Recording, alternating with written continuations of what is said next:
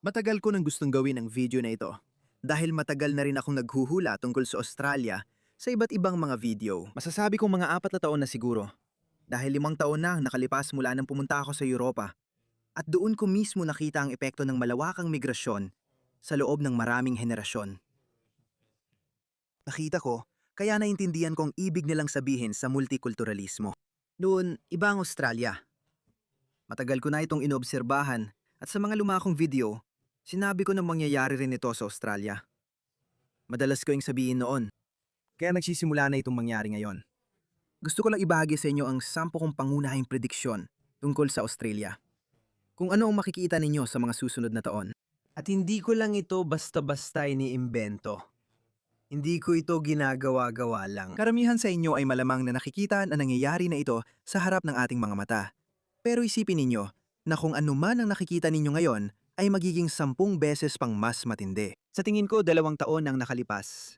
Naloko ang mga Australiano dahil matapos ang COVID, nakuha natin ang pinakamasamang punong ministro sa kasaysayan ng Australia sa pinakamasamang panahon. Kaya si Albanese ay naluklok sa kapangyarihan 2022, 2023 sa tingin ko. Pagpasok niya, nagsimula siyang magpasok ng 500,000 tao kada taon.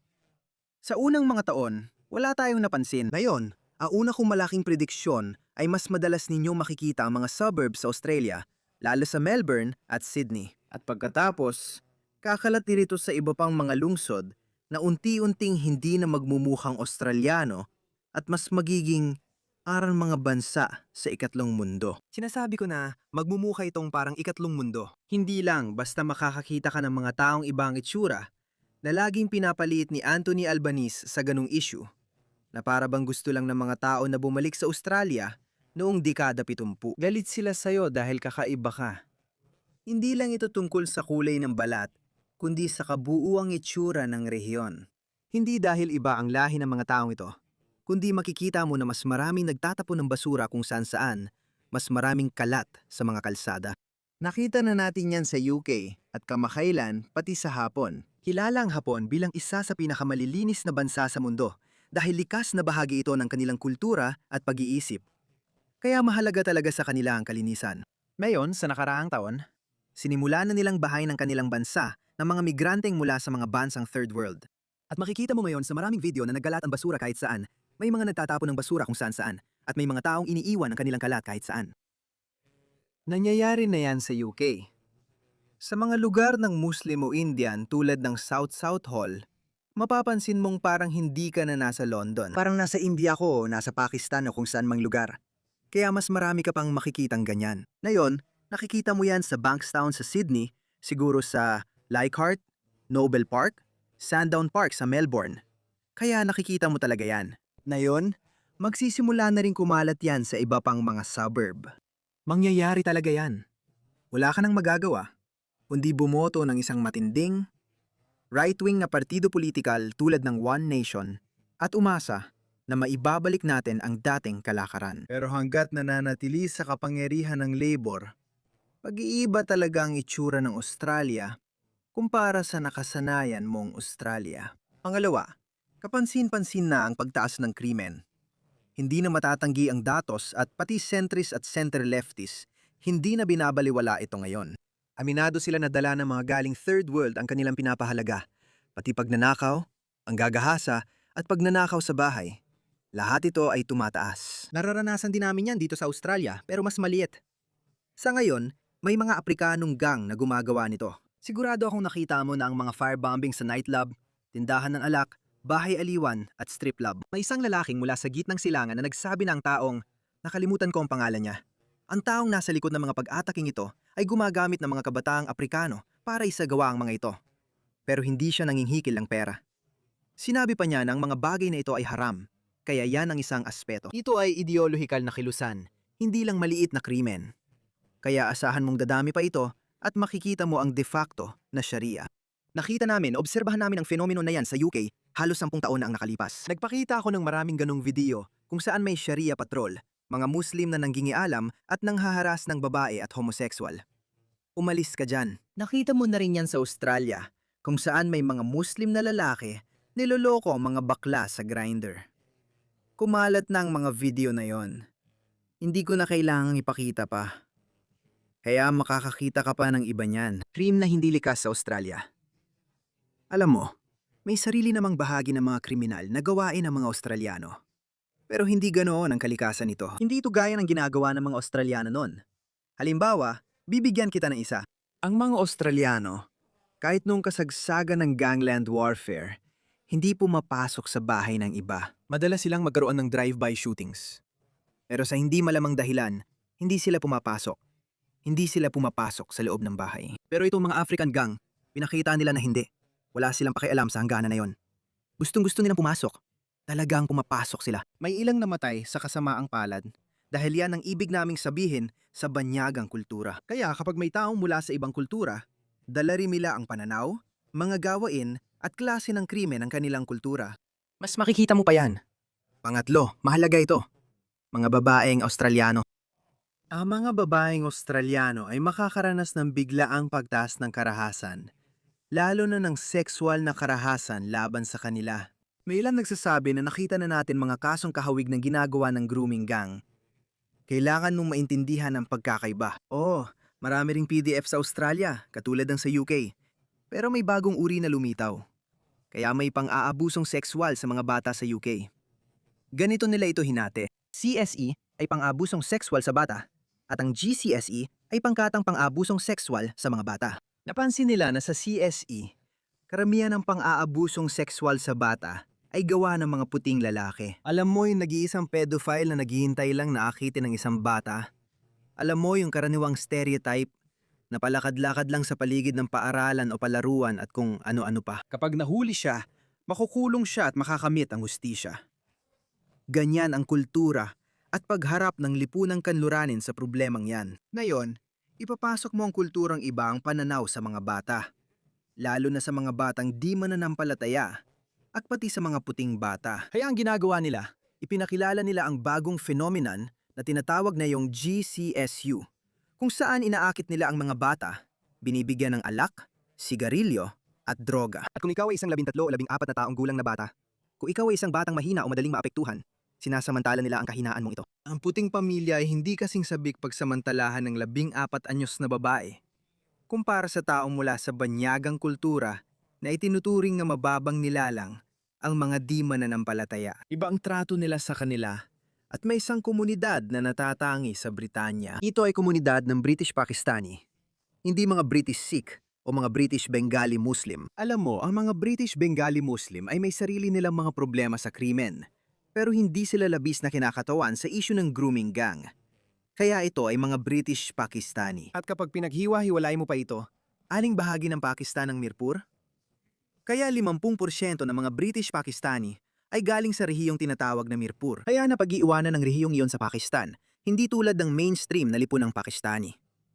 Sinusubukan ko lang, hindi ko minamaliit ang kahit sino o komunidad. Gusto ko lang kayong bigyan ng dagdag na impormasyon para maintindihan kung bakit ganoon ang asal ng tao at halaga ng kultura. Dahil dito, inabuso ng mga tao mula sa ganong kultura ang mga bata, binigyan ng alak at iba pang bagay, at inilulong sila sa alak at iba pang bisyo, saka inabuso pa sila. Kapag nakuha na nila ang batang babae, ang batang ito sa ilalim ng kanilang kapangyarihan, doon natin nakikita ang ilan sa mga pinakakarumal-dumal na krimen na ginawa at tumagal ng ilang dekada.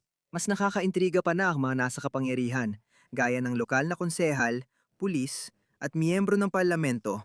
Nang madiskubre ito, ay tinakpan nila sa hindi malamang dahilan. May ilan pang ang tahasang sangkot. May ilang tao na may pansariling interes na konektado rito.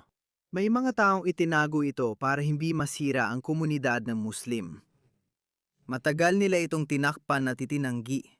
Ngayon, sinusubukan nilang baguhin ang kasaysayan. Ngayon sinasabi na nila, oo, may ilang ulat na lumabas, tulad ng ulat ni Casey Barron, at sinabi nila, tingnan ninyo. Okay, sa GCSE, mga Muslim ito. Ito ay mga British Pakistani Muslim, lalo na ang British Mirpur Pakistani Muslim. Pwede kang magbigay ng argumento, at hindi lahat ng Muslim ganito. Pero may ganitong elemento talagang umiiral doon. Kaya nakita natin ito. Ipapakita ko sa iyo halimbawa, nasa balita kahapon ang bagay na ito. Isa lang ito sa mga halimbawa. Sige. Habang tumatagal ako, mas marami akong nakikitang ganitong mga halimbawa. Tingnan mo ito. Halimbawa, tingnan mo ito. Dalawang lalaking kinasuhan dahil sa umano'y tangkang pagdukot sa isang babae sa Liverpool, Sydney. Um, Sila ay mga tagagitnang silangan. May isa pang balita mga isang buwan ang nakalipas. Kapag nahanap ko, ipapakita ko rin sa'yo. Sila rin ay mga Muslim mula sa gitnang silangan. Nakakatakot na sila ay isang Australianang babae. May pagkakataon talaga para sa ilang lalaking Muslim mula gitnang silangan na tingnan ng mga puting babae bilang maruruming di mananampalatayang mababa sa tingin nila.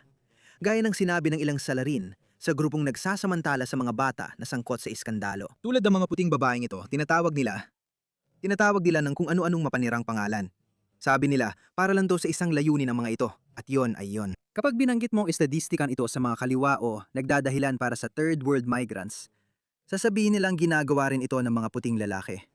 Totoo naman. Pero hanggang sa ang Australia ay naging halos homogeneous na lipunan ng mga puting Europeo, mga Anglo-Australiano. Masasabi ko, sabihin na nating hanggang 2010, okay?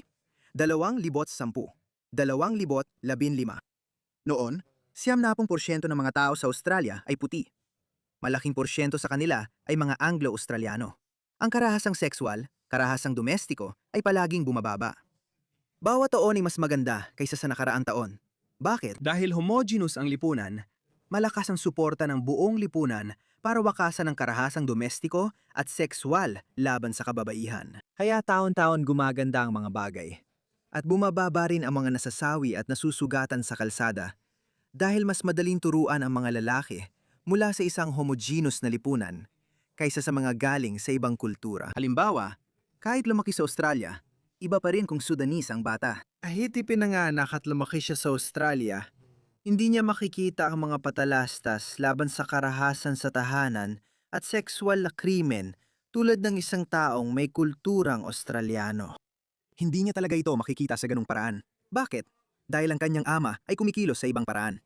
Ang isang Australianong ama ay kikilos sa isang ganap na magkaibang paraan.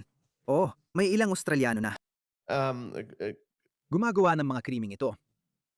Issue talaga ang karahasan sa tahanan. Mapapapahiya siya dito. Naalala ko yung malaking kampanya noong dekada ng 2010 tungkol sa karahasan laban sa kababaihan. Sabi ng Australia, hindi pwede. Yung mga bagay na yon, yung mga subliminal na mensahe, epektibo talaga. Ngayon, isipin mo ito. Sa tingin ko, ito ay sa Bangladesh o kung saan man. Isipin mo, dinadala mong pamilyang ito sa Australia dahil sa mga pangyayaring ganito. Ganyan ang kalidad ng mga taong lumilipat sa Europa. At ganun din ang darating sa Australia. Matagal ko na itong sinasabi at nangyayari na. Alam nyo na ang ibig kong sabihin. Hindi na nga ito hula ngayon. Dalhin mo siya at iparinig ang patalastas tungkol sa karahasan sa kababaihan. Sabi ng Australia, hindi pwede. Anong tingin mo? Anong epekto nito sa kanya? Kalimutan mo na siya. Pati mga anak niya, hindi rin nila seseryosohin dahil paraan lang ang nakita nila. Ganito mo pinapasunod ang mga babaeng pasaway.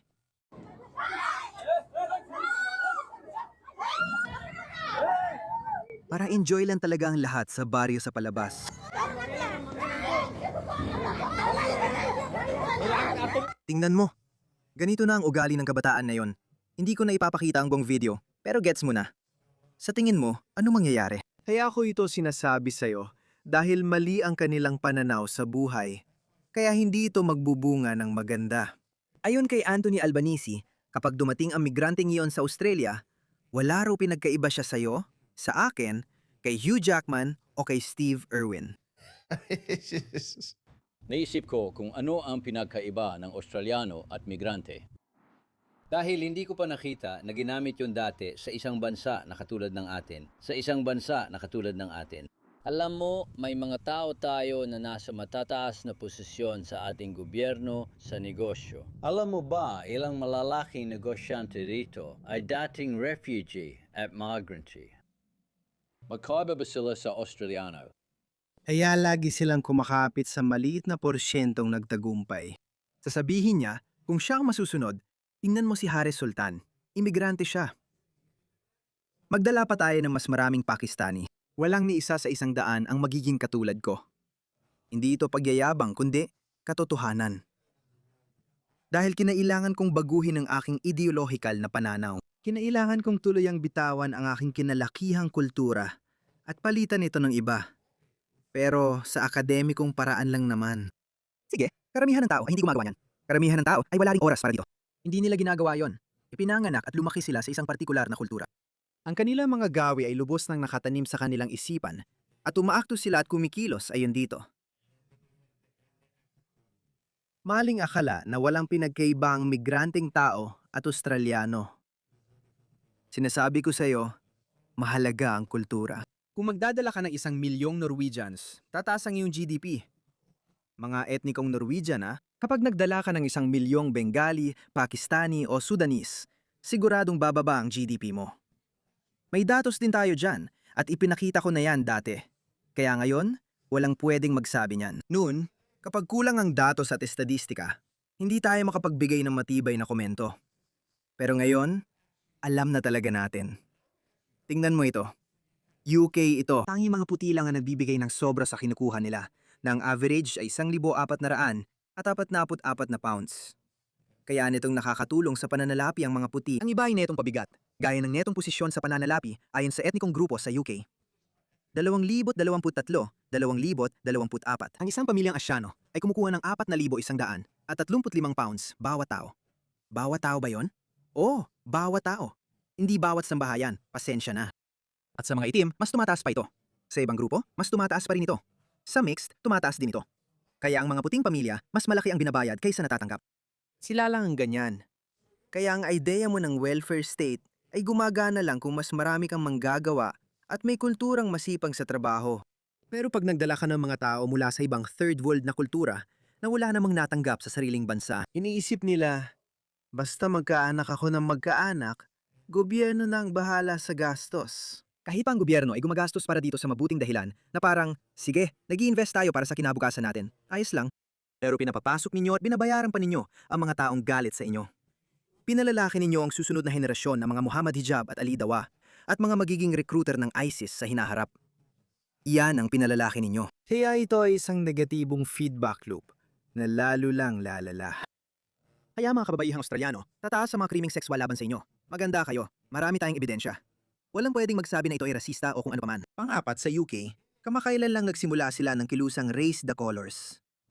Alam mo ba kung bakit kailangan nila itong gawin? Dahil hindi mo na pwedeng iwagayway ang Union Jack dahil ang mga kaliwa at mga Islamista at mga Muslim, kahit yung mga karaniwang Muslim, sinasabi nilang na-offend sila doon. Sinasabi nilang na-offend sila dahil iwagayway mo ang Union Jack, ang bandila ng bansa mong nagbigay ng lahat para sa kanila. Sa Australia, di pa tayo nandoon pero nakikita na natin. Sa tingin ko sa Victoria nung nakaraang linggo o ngayong linggo, may balita tungkol doon dahil sa Victoria, meron tayong woke na Labour government. Si Justin T. Allen ay isang woke na siraulo. Tahimik niyan inalis ang bandila ng Australia sa uniforme ng mga gwardiya ng bilangguan at pinalitan ito ng bandila ng Aboriginal at LGBTQ. Hindi nagsalita ang mga gwardiya. Kaya makikita mo ang bandila ng Australia. Magiging racist ito para sa maraming tao at magiging may stigma ang pagbagayway ng bandila ng Australia. Hindi nila ito magugustuhan. Kaya mangyayari yon. Makikita mo yon. Kaya kailangan mong labanan ito. Huwag mo lang hayaang mangyari. Kahit ang mga Brito na kusa nagbibigay ng puwang sa mga Islamist, kahit sila ay nagsabi na, tama na yon. Kaya nagsimula ang kilusang Race the Colours. Makikita mong hawak na Australyano ang watawat ng Australia na tinuturing na raw rasista kahit simpleng paghawak lang. Sinabi ko ito at alam kong napapansin din ng marami sa inyo. Bagamat hindi pa ito nangyayari dito, sa UK, mas marami nang naaresto dahil sa social media post kaysa sa Russia, China o ibang bansa. Sige, titingnan ko kung may datos ako tungkol dito. Kaya sa UK, mas maraming tao naaresto dahil sa mga post sa social media kaysa sa Belarus, Germany, China, Turkey, Russia. Sa Russia, 400 lang. Tingnan mo ito, 12,000. 12,000. Sa tingin ko, mas marami pa ito kaysa sa pinagsama-samang 1 hanggang 6. Kaya inaasahan ko, pati mga ordinaryong tao, at baka pati ako. Kaya matagal ko nung sinasabi na inaasahan kong may kakatok sa pinto ko. Lalo na matapos ang mga bagong batas laban sa hate speech na minadaling ipasa. Ganon din ang ginawa nila sa UK. Hindi ito nakakabuti sa publiko. May espesyal na pribilehyo ang UK Home Office na mang-aresto at kanselahin ang pagkamamamayan ng mga tao kung sa tingin ng Home Secretary ay di ito makabubuti sa publiko. Wala tayo niyan. Kasi sinabi ng mataas na hukuman natin, ang pinakamataas na hukuman sa Australia, na hindi pwedeng kansilahin ang pagkamamamayan ng tao. Dahil ito ay parusa, at ang parusa ay dapat manggaling lang sa batas at korte ng Australia, hindi sa ehekutibong sangay ng gobyerno. Sa tingin ko, medyo komplikado kasi may bagong batas laban sa hate speech. Hindi ko rin alam kung marami na naaresto dahil sa mga posts sa social media. Hindi pa ito nangyayari sa Australia. Pero huwag kang magulat kung mangyari. Dahil ang namumuno rito ay sila ring sumira sa UK, France, Germany. Pareho lang silang kabal. Hindi ko alam. Kahit hindi ko pasokin ang Great Replacement Theory, mukhang mas nagiging organisado at planado ito. Kahit walang malaking mesa na may mga taong nagpaplano ng kapalaran natin. Kahit hindi ganoon kaorganisado. Pero sa di malamang dahilan, may mga naniniwala sa ganitong pandaigdigang ideolohiya at gumagawa ng desisyon na nagreresulta sa pari-parehong mundo para sa atin. Kaya napaka-arugante at napaka-inosente kung isipin nating hindi ito mangyayari sa Australia. Kaya, mangyayari talaga ito. Arestuhin ka dahil sa mga post mo sa social media. Hindi pa ito nangyayari, pero malamang mangyari. Sige, dumaan tayo sa 10 prediksyon. Kaya ito ang una kong 5 prediksyon tungkol sa Australia, na hindi naman talaga prediksyon dahil marami sa inyo ang magsasabing halata naman. Matagal ko nang sinasabi yan. Mga 3 o 4 na taon bago pa ito nangyari. Kaya naisip ko na dapat ko itong sabihin sa kamera para pwede kong balikan at masabi sa inyo na sinabi ko na ito noong Mayo, 2026. Sasabihin mo siguro hindi naman malaking bagay, pero kahit papaano, may saysay pa rin ito dahil magaganap ito sa susunod na ilang taon. Kaya gagawa ako ng part 2 ng video na ito para sa susunod kong 5 prediksyon tungkol sa Australia.